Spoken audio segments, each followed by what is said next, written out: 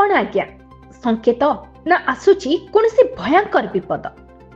हाँ आज्ञा, पवित्र पुरी समुद्र आज तार नीरवता मध्य गोटे भयावह संदेह लुचाई रखिथिला परि लागुछि।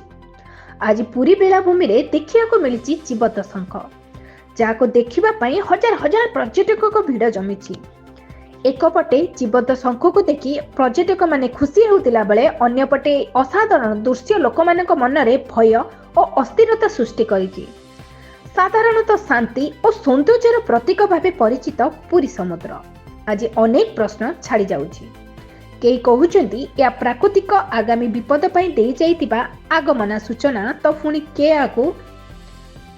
के एहाकू समुद्र परिवेशर गभीर असंतुलनर चिन्ह बोली मने करुछन्ति।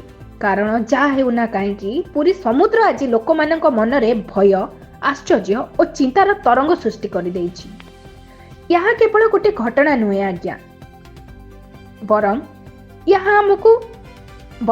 प्रकृति आमको किछि बुझेइबाकू चेष्टा करुछि।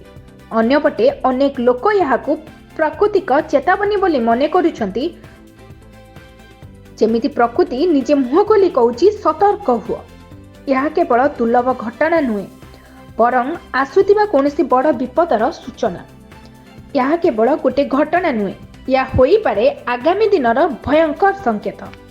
सबुठु बड़ प्रश्न, आमे यहाको अणदेखा करिबु ना प्रकृतिर संदेश को बुझिबु? हाँ आज्ञा, ए घटना को नहीं आपणकर मतामत कौन निहाती आम कमेंट बॉक्स रे जणाइबे।